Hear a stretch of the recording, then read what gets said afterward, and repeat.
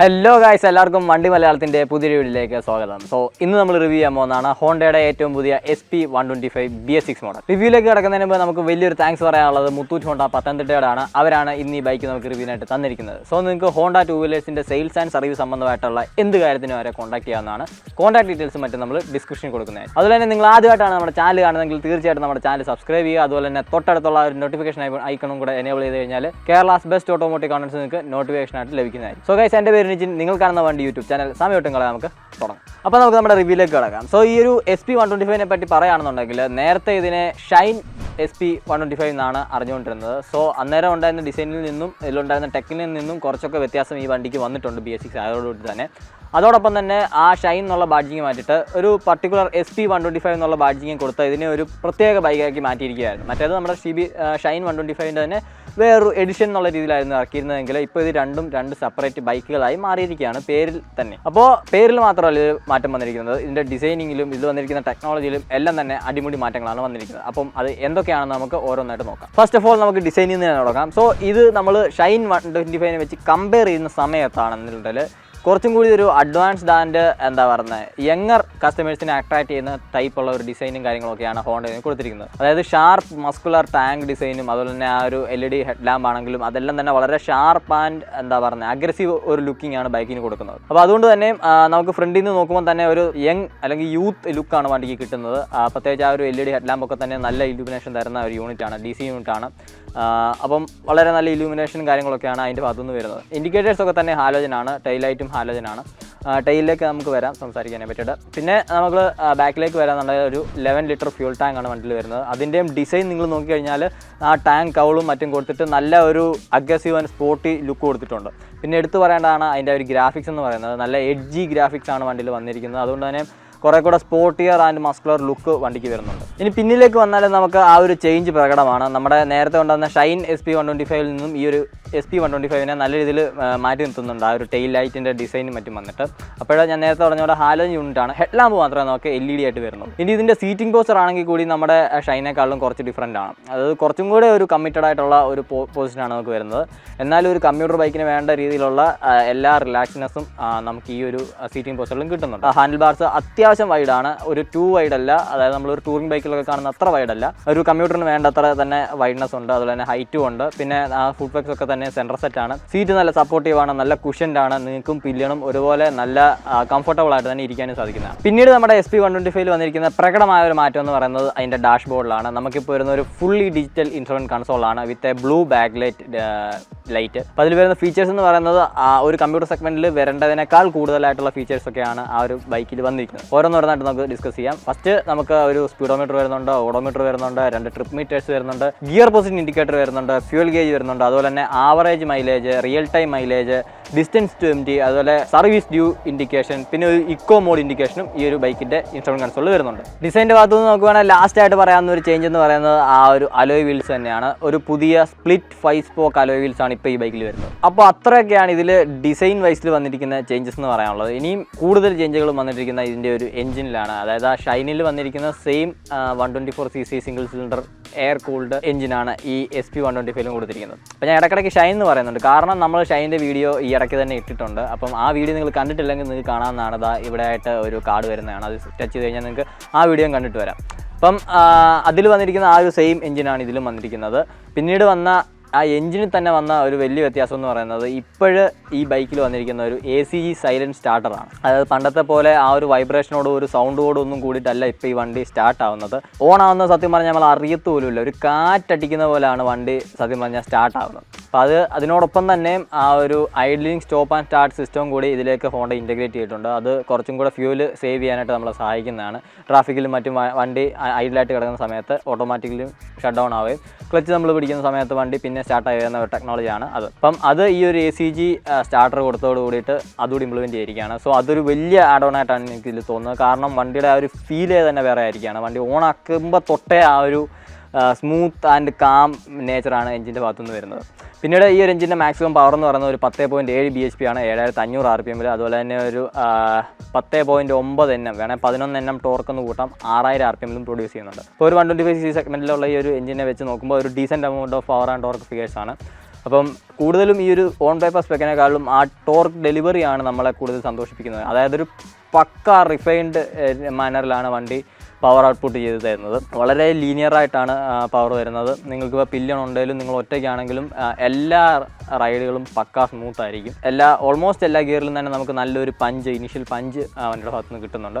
പ്രത്യേകിച്ച് കയറ്റങ്ങളിലും മറ്റും third ഗിയറും second ഗിയറും ഒക്കെ അത്യാവശ്യം നല്ല പെർഫോമൻസ് ആണ് കാഴ്ചവെക്കുന്നത്. നിങ്ങൾക്ക് റെയർ കേസസ് മാത്രമേ ഫസ്റ്റിലേക്കൊക്കെ ഷിഫ്റ്റ് ചെയ്യേണ്ട ആവശ്യം വരുന്നുള്ളൂ. അല്ലാണ്ട് മോസ്റ്റ് ഓഫ് ദ കേസിലും സെക്കൻഡ് തന്നെ അല്ലെങ്കിൽ തേർഡ് തന്നെ ധാരാളമായിരിക്കും. ഗിയർ ബോക്സിനെ പറ്റിയിട്ട് പറയുമ്പോൾ എടുത്തു പറയുന്നതാണ് ഈ ഒരു 5 സ്പീഡ് ഗിയർ ബോക്സിൻ്റെ പെർഫോമൻസ് എന്ന് പറയുന്നത്. വളരെ സ്മൂത്ത് ആൻഡ് പ്രിസൈസ് ഗിയർ ഷിഫ്റ്റുകളാണ് നമുക്ക് കിട്ടുന്നത്. നല്ല പോസിറ്റീവ് ഫീഡ്ബാക്കാണ് നമ്മൾ ഓരോ തവണയും ഗിയർ മാറ്റുമ്പോൾ നമുക്ക് കിട്ടുന്നത്. ഫോൾസ് ന്യൂട്രൽസ് പോലെയുള്ള കാര്യങ്ങളൊന്നും തന്നെ ഞങ്ങൾക്ക് ഫീൽ ചെയ്യാൻ സാധിച്ചില്ല. വളരെ പക്ക ഒരു ഗിയർ ബോക്സ് ആണ് ഈ ഒരു വണ്ടിക്ക് ഹോണ്ട കൂടെ എത്തിയിരിക്കുന്നത്. ഇനിയും ഈ ഒരു എഞ്ചിൻ്റെ ഏറ്റവും എടുത്തു പറയേണ്ട കാര്യമാണ് ഇതിൻ്റെ മൈലേജ് എന്ന് പറയുന്നത്. ഹോണ്ട ക്ലെയിം ചെയ്യുന്നത് ഇതിന് മുമ്പുണ്ടായിരുന്ന മോഡലിൽ നിന്നും 16% മൈലേജ് ഇൻക്രീസ് ആണ് ഈ ഒരു എഞ്ചിനിൽ നിന്ന് നമുക്ക് ലഭിക്കുക എന്നുള്ളതാണ്. അതിന് വേണ്ടിയിട്ട് അവരുടെ പേറ്റന്റ് ആയിട്ടുള്ള HET ടെക്നോളജിയും ESP ടെക്നോളജിയും ഒക്കെ തന്നെ യൂസ് ചെയ്തിട്ടുണ്ട്. അപ്പം ഈ നമുക്ക് ഷൈൻ്റെ അല്ലെങ്കിൽ ഈ ഒരു 125cc എഞ്ചിൻ്റെ മൈലേജ് പെർഫോമൻസിനെ പറ്റിയിട്ട് നല്ല അവെയറാണ്. എങ്ങനെ പോയാലും ഒരു 60 മണ്ടയ്ക്ക് മൈലേജ് ഇതിന് യൂസേഴ്സിനെല്ലാം തന്നെ കിട്ടുന്നുണ്ട്. അപ്പം ഈ ഒരു BS6ലേക്ക് അപ്ഡേറ്റ് ആയതോടുകൂടിയിട്ട് കൂടുതൽ നല്ല ബെറ്റർ മൈലേജ് പെർഫോമൻസ് ഇതിൽ നിന്ന് പ്രതീക്ഷിക്കാമെന്ന് തന്നെയാണ് ഞങ്ങളുടെ വിശ്വാസം. അത് യൂസേഴ്സൊക്കെ തന്നെ പറയുന്നതാണ്. എങ്ങനെ നിങ്ങൾ കണ്ണടച്ച് ഓടിച്ചാലും ഒരു 60-നടുത്ത് അല്ലെങ്കിൽ 60-ന് മുകളിലേ ഇതിന് മൈലേജ് കിട്ടത്തുള്ളൂ.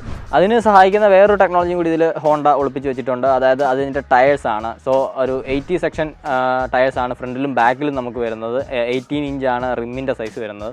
അപ്പം ഹോണ്ടയുടെ തന്നെ HET ടെക്നോളജിയിലുള്ള ലോ റോളിംഗ് റെസിസ്റ്റൻസ് ഉള്ള ടയേഴ്സാണ് വണ്ടിയിൽ വന്നിരിക്കുന്നത്. അതും ഇതിൻ്റെ മൈലേജ് ഇൻക്രീസ് ചെയ്യാനായിട്ടുള്ള ഒരു വലിയ ഘടകം തന്നെയാണ്. അപ്പോൾ ടയർ പറഞ്ഞ സ്ഥിതിക്ക് നമുക്ക് ഹാൻഡ്ലിങ്ങും കംഫർട്ടൂടെ പറഞ്ഞു വിട്ടേക്കാം. ഹാൻഡ്ലിംഗ് എന്ന് പറയുമ്പോൾ നമുക്ക് ഒരു കമ്പ്യൂട്ടർ ബൈക്കിൽ നിന്നും പ്രതീക്ഷിക്കാവുന്നതിലും കൂടുതൽ നല്ല ഹാൻഡ്ലിംഗ് ഈ ഒരു ബൈക്കിൽ നിന്ന് കിട്ടുന്നുണ്ട്. അതായത് ഒരു പക്ക സ്മൂത്ത് ഹാൻഡ്ലിംഗ് ആണ്. അതായത് എന്താ പറയുക, കോർണറിങ്ങോ അല്ലെങ്കിൽ ഒരു ഹൈ സ്പീഡ് സ്റ്റെബിലിറ്റി ഒന്നും തന്നെ ഈ വണ്ടിയെ പറ്റിയിട്ട് ഞാൻ സംസാരിക്കാനേ ഉദ്ദേശിക്കുന്നില്ല. കാരണം അതിനൊന്നും വേണ്ടിയിട്ട് ഉണ്ടാക്കിയിരിക്കുന്ന ഒരു വണ്ടിയല്ല ഇത്. നമ്മുടെ ഡെയിലി കമ്മ്യൂട്ട്സിനെ വളരെ എൻജോയ് ചെയ്ത് നമുക്ക് യൂസ് ചെയ്യാൻ പറ്റുന്ന ഒരു ബൈക്കായിട്ടാണ് ഞാൻ ഈ ഒരു ബൈക്കിനെ കാണുന്നത്.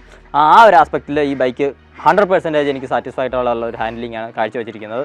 സിറ്റിയിലായാലും അല്ലെന്നുണ്ടെങ്കിൽ ടൈറ്റ് ട്രാഫിക്കിലൊക്കെ ആണെങ്കിൽ തന്നെ വളരെ എഫേർട്ട്ലെസ് ആയിട്ട് ലൈറ്റായിട്ട് നമുക്ക് വണ്ടിയെ അതിൻ്റെ ഇടയ്ക്കൂടെ എല്ലാം എടുത്തുകൊണ്ട് പോകാൻ സാധിക്കും. വേറെ ടെൻഷനോ അല്ലെന്നുണ്ടെങ്കിൽ ട്രാഫിക് ഫിൽറ്ററിങ് ബുദ്ധിമുട്ടായിട്ട് ഒന്നും തന്നെ എനിക്ക് ഫീൽ ചെയ്യില്ല. വളരെ സ്മൂത്ത് റൈഡാണ് എല്ലാ കണ്ടീഷൻസിലും ഈ ഒരു ബൈക്ക് പ്രൊവൈഡ് ചെയ്തിട്ടുള്ളത്. പിന്നെ സസ്പെൻഷൻ്റെ ട്യൂണിങ്ങിൻ്റെ കാര്യം എടുത്ത് പറയേണ്ടതാണ്. അതായത് ലോവർ സ്പീഡ്സിൽ ചെറിയ ബംപ്സും അതുപോലെ തന്നെ കുഴിയും കാര്യങ്ങളും എല്ലാം തന്നെ നമ്മൾ അറിയാണ്ട് തന്നെ സസ്പെൻഷൻ സോക്കപ്പ് എടുക്കുന്ന ഒരു ഫീലാണ് ഇതിൽ നിന്ന് കിട്ടുന്നത്. പിന്നീട് ഹയർ സ്പീഡ്സിലേക്ക് പോകുന്ന ടൈമിൽ സസ്പെൻഷൻ സ്റ്റിഫർ ആവുന്ന പോലുള്ള ഫീലും നമുക്ക് കിട്ടുന്നുണ്ട്. അതിൽ നിന്ന് നല്ലൊരു കോൺഫിഡൻസും കിട്ടുന്നുണ്ട്. അതായത് സ്ട്രെയിറ്റ് സ്പീഡ് സ്റ്റെബിലിറ്റി അതുപോലെ തന്നെ കോർണറിങ് സ്റ്റെബിലിറ്റി ഒക്കെ അത്യാവശ്യം നല്ലതാണ്. ഈ വണ്ടിക്ക് ചെയ്യാൻ പറ്റുന്നത് വെച്ച് നോക്കുമ്പോൾ നമുക്ക് നല്ല കോൺഫിഡൻ്റ് ആയിട്ട് തന്നെ ഇതിൽ ചെയ്യാം. കോർണറിംഗ് എന്ന് ഞാൻ വിളിക്കുന്നില്ല, വളവുകളൊക്കെ വീശിയെടുക്കാൻ നമുക്ക് നല്ല കോൺഫിഡൻസ് തരുന്ന രീതിയിലുള്ള സസ്പെൻഷൻ സെറ്റപ്പൊക്കെയാണ് വന്നിരിക്കുന്നത്.